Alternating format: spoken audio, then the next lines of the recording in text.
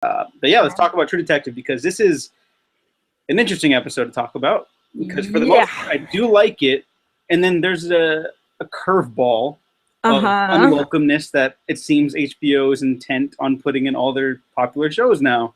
Mm-hmm. Do you want to take it from here, or should I give my thoughts first? You can go. You can go first. Okay. Go for it, and I will elaborate. Yes. Okay. So this episode of True Detective does a lot well, I think, and specifically the final, not the orgy scene that was so hyped up that we talked about. I thought was not flabbergastingly amazing like it kind of sounded they were going. I was like, oh, it's like Eyes Wide Shut. Yeah, okay, it. I mean, yeah, for people who aren't accustomed to like really weird horror or gothic cosmic horror stuff, like this is like, oh, okay, this is, oh yeah, I've been there before. But I imagine like someone goes from Modern Family to this, I'm like, oh, you know. I mean, it's not like The Shining levels of weird or anything either. So I mean, it was well directed. It's the director of Hard Home who did Game of Thrones, the best episode. Oh yeah. So there's strong work here. Mm-hmm. I think the cast all plays off each other really well. I really like the moment between Colin Farrell and Vince Vaughn in the beginning of the episode. Yeah. I was worried that they were going to undercut that moment with just for a cliffhanger ending and then just kind of resolve it immediately. And while it does get resolved peacefully, it helped me realize that like, oh, I do kind of like these guys. I don't want them to kill each other or one to kill the other. I kind of want them around till the end, to the end game. And I was like, that put things in perspective for me. So that helped. The Colin Farrell, of course, I think we can all agree that if he's not the best, he's at least second best this season, in performance-wise, character-wise. The moments with the son were very, very sad to me, and how he finally decides, sure, on a drunk, drug-filled rage and sobering moment, that the best thing for his son, biological or otherwise, is for him to move on. And I thought that was very sweet and sad, and a really good character moment. And then the final moments of the orgy, of course, and Rachel McAdams. God, the names elude me this season. I'm so sorry. Annie, thank you. Yeah. She gets one cool moment where she finally uses the knife stuff to her disposal and slices up a dude really quick. That was cool.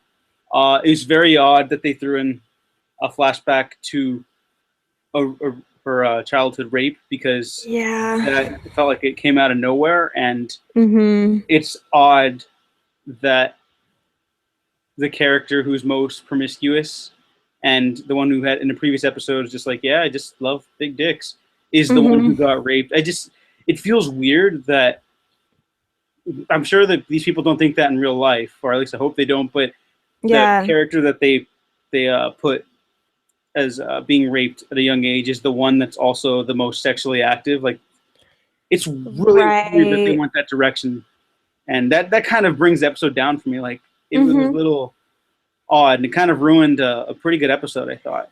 Yeah, it is strange because it's one of those moments that you know is going to make other viewers go like, oh, I figured, or something like that, where it's like, we don't really possess any way of understanding the outcomes of trauma, and like, you know, her sexual preferences in her adult life shouldn't just be viewed as like the end game, this just linear progression from that moment where her innocence was taken away.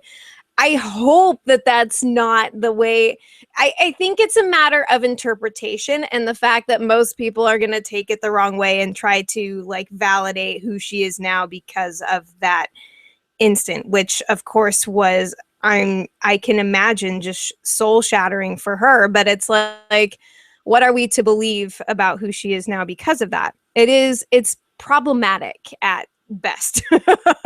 Yeah. Was there anything else that you were gonna touch on? I really, really liked the ending, but that moment really kind of soured it. Even it was very intense, exciting. I wish that just wasn't there. That added nothing other than like, oh, she was raped. Then what? Mm-hmm. Like they're just trying to shock you by that point.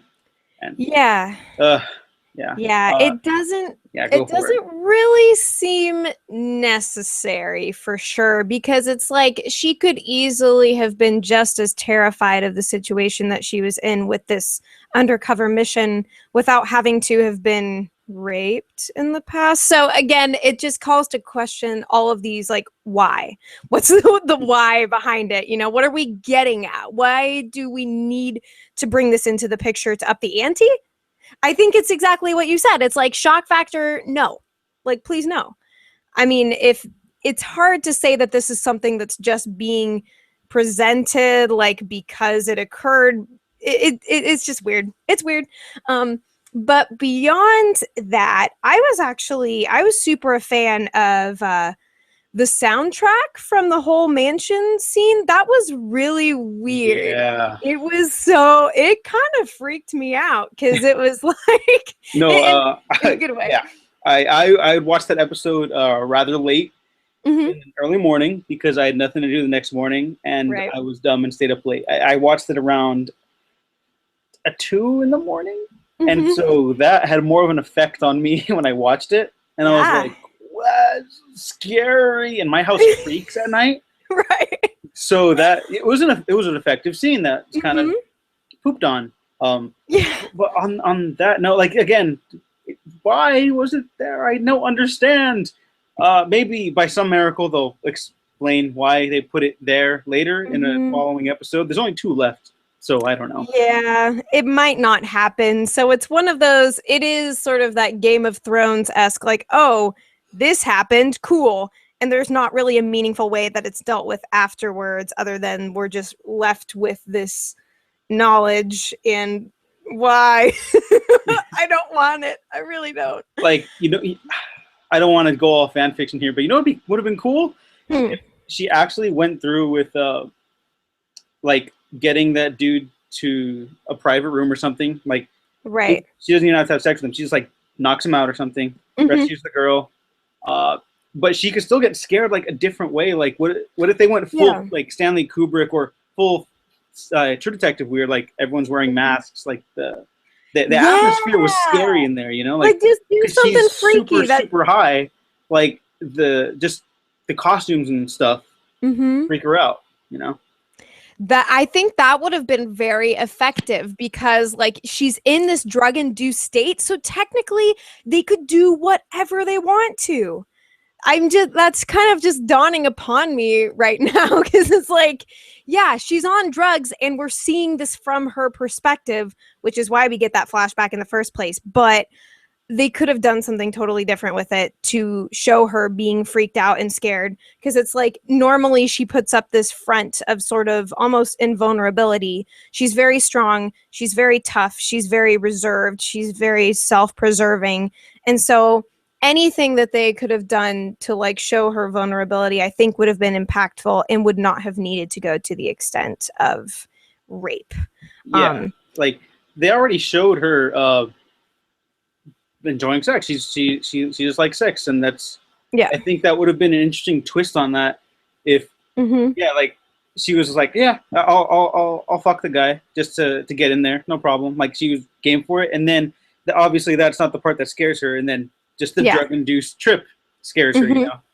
Like, I think that kind of a subversion of it. That would have been so much more interesting. Like, oh, I got this, and then, whoa, no, I didn't know I was gonna be tripping out on what did they give her again? I it was like pure Molly, I think is. Oh, yeah. Which because I'm from California and I know people, lots of them. I have it on good authority that that's not really how it works.